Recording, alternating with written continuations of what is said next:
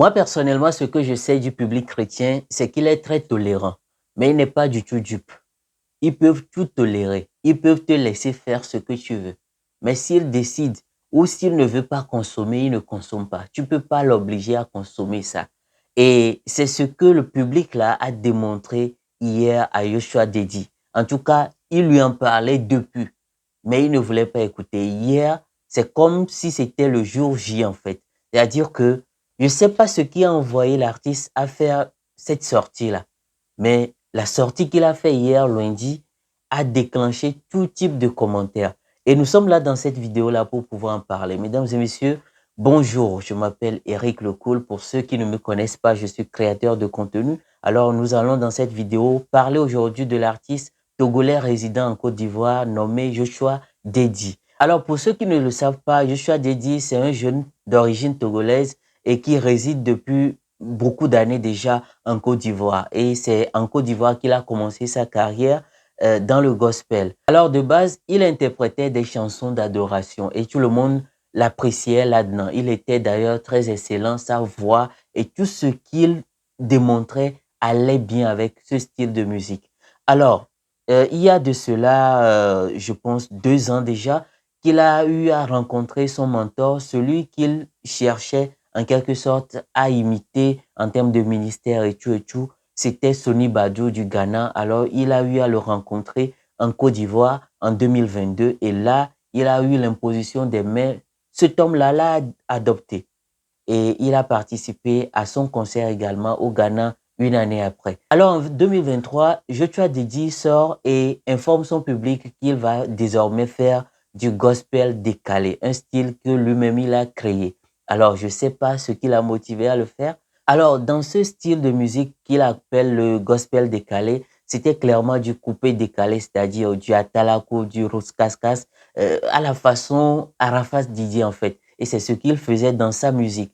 Et clairement, les fans lui ont dit que c'était pas ce qu'ils voyaient en lui. En fait, qu'il était mieux dans son style d'adoration qu'il faisait à la base. Et il ne voulait pas entendre raison. Il a enchaîné des chansons depuis l'année passée.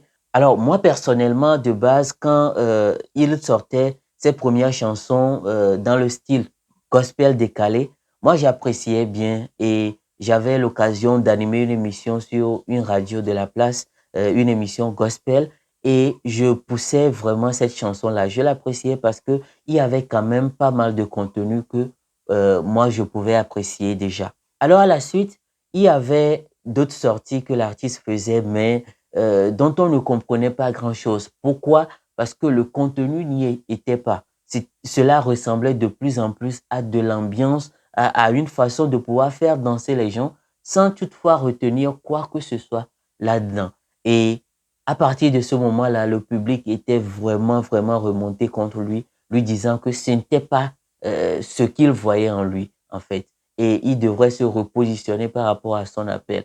Il essayait toutefois de se défendre. Il était sur les plateaux télé. Il a tout fait pour pouvoir se défendre, pour convaincre les gens que oui, c'était ce style-là que Dieu lui a inspiré pour pouvoir aller chercher les âmes perdues. Alors, il a fait tout cela et il a été sur tout type de plateau. Alors, en cette année 2024, il y a de cela quelques mois, il y a un gros scandale qui se rattache au nom de l'artiste. Alors, justement, sur TikTok, il y avait une affaire qui était sortie où de jeunes dames et même des femmes qui devraient avoir déjà des enfants sortaient pour faire une sorte de témoignage dans des lives TikTok, étant donné que ce réseau-là était devenu maintenant un tribunal où tout le monde venait exposer les plaintes qu'il avait contre d'autres personnes, surtout contre des personnalités. Alors, il y avait une vague de personnes qui s'étaient levées, des femmes notamment, qui accusaient l'artiste Joshua Dedi d'avoir eu à entretenir des relations avec elle. Après, il est sorti pour dire que l'affaire était en justice, que les procédures vont suivre leur cours parce que il ne savait pas de quoi on l'accusait. Il ne se reconnaît pas dans les accusations qui étaient portées sur sa personne.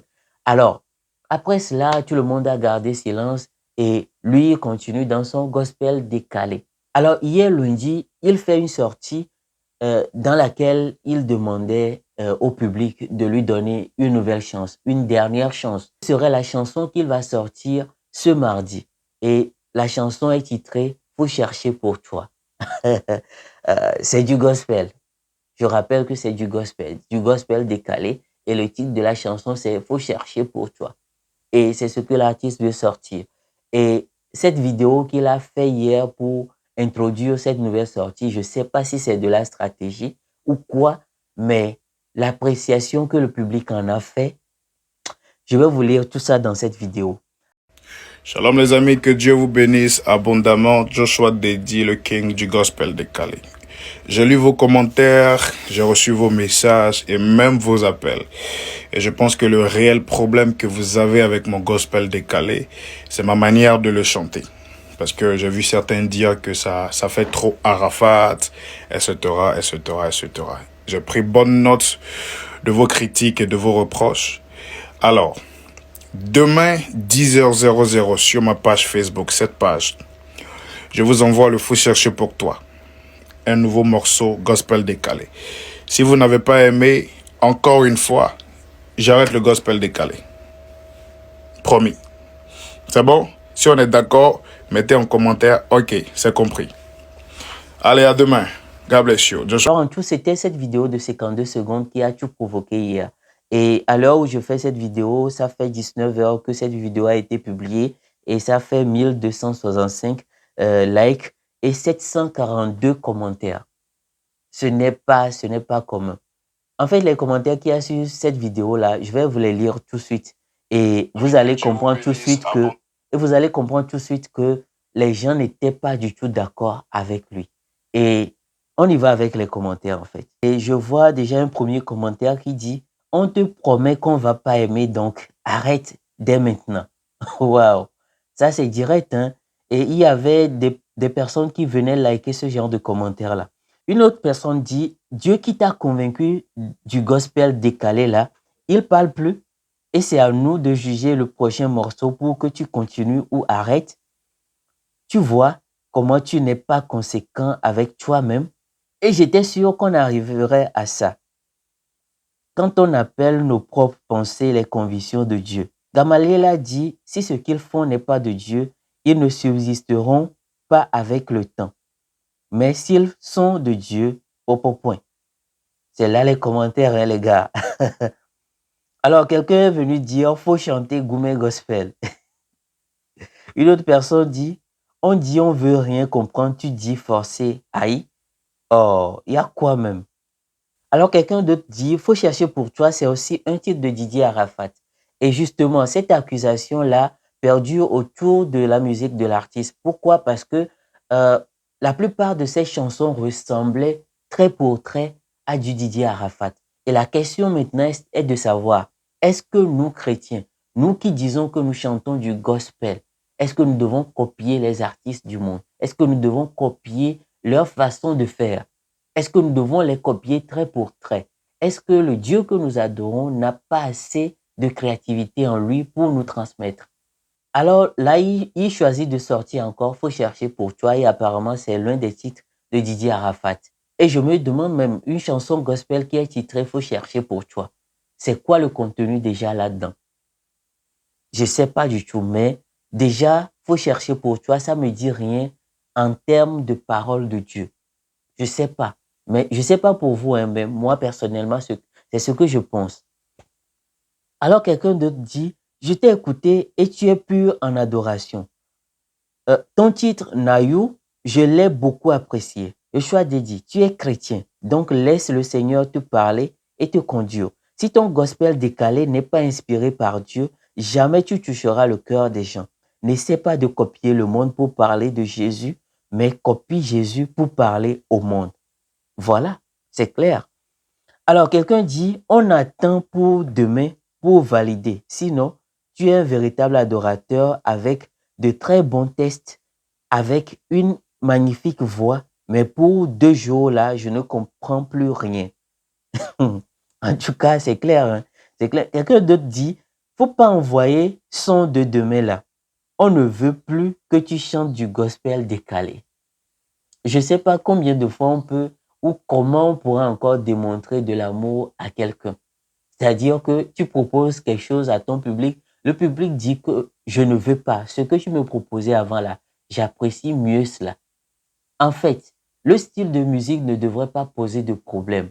Pourquoi? Parce que le message qu'on reçoit de Dieu, nous avons cette capacité d'avoir l'intelligence qui nous permet de l'adapter au public que nous avons en face de nous. C'est-à-dire, euh, quand tu vas dans un ghetto, par exemple, tu parles le style de langage de ce ghetto-là. Mais quand ta musique est destinée aux chrétiens, c'est-à-dire à affermir les gens dans la foi, n'essaie pas de faire comme si tu étais en évangélisation. Yoshua dédié à la base ne chantait pas pour ceux qui n'étaient pas encore convertis. Il chantait de l'adoration. Il chantait de façon à ce que quand tu l'écoutes, ça t'amène à pouvoir rentrer en intimité avec Dieu, à adorer Dieu. Alors, à quel moment Dieu a changé son appel? À quel moment Dieu l'a invité à changer son ministère en fait? Ou bien à quelque part, il a vu d'autres artistes, de jeunes artistes qui deviennent encore famous aujourd'hui, qui deviennent populaires aujourd'hui en faisant du gospel. Et il a vu que si j'arrive à tracer mon style et que déjà que je suis assez bon dans tout type de style et que j'arrive à faire une stratégie façon là, je vais devenir aussi populaire comme eux et faire des scènes et gagner de l'argent. Est-ce que c'est un peu ça, sa stratégie en fait?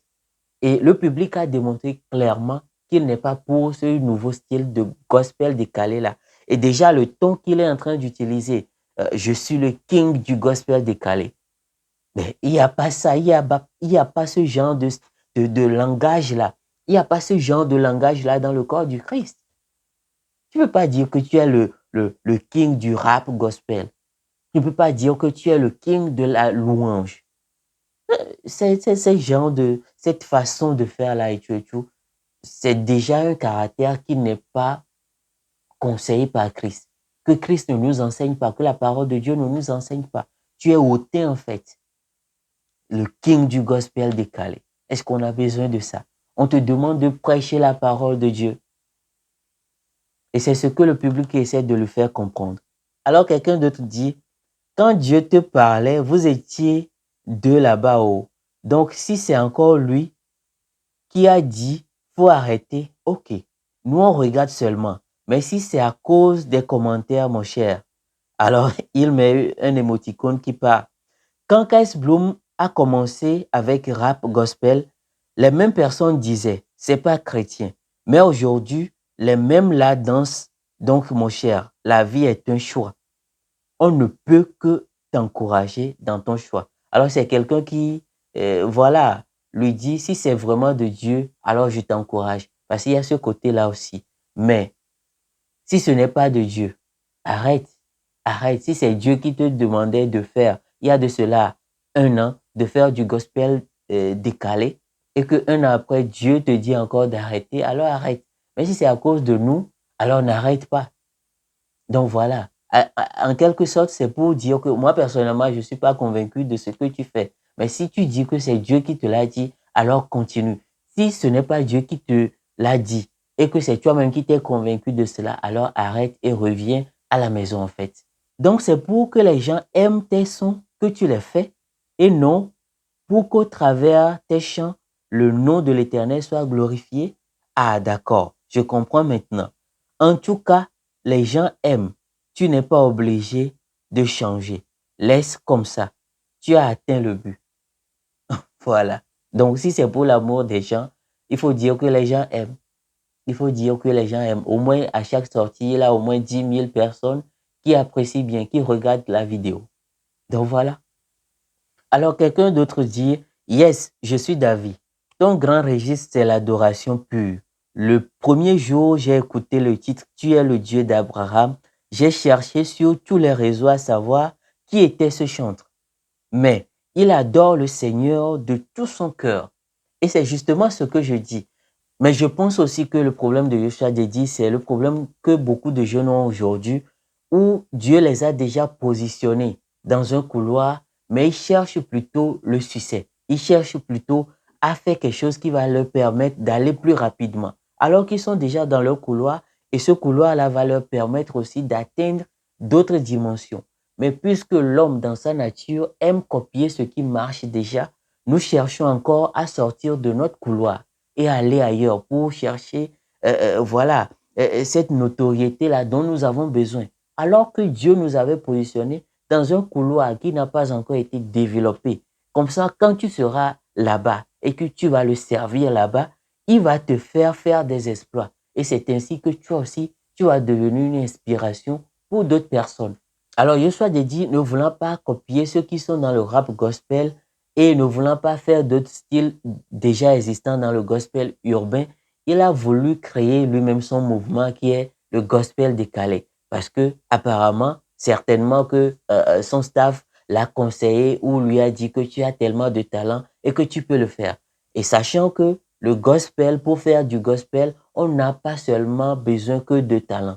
On a besoin aussi de l'onction, que Dieu puisse s'imposer dans ta musique afin que cela marche. Et c'est ce que nous avons aujourd'hui après un an de Dieu labeur, après un an d'efforts, après un an de dépenses. Voilà, l'artiste sort pour dire, ah, je vais sortir une nouvelle chanson aujourd'hui. Et si ce n'est pas de votre goût, alors dites-le moi, je vais arrêter, je vais revenir à la maison, je vais revenir faire ce pourquoi j'étais prédestiné. Voilà, c'est ce que je comprends de ce qu'il a dit.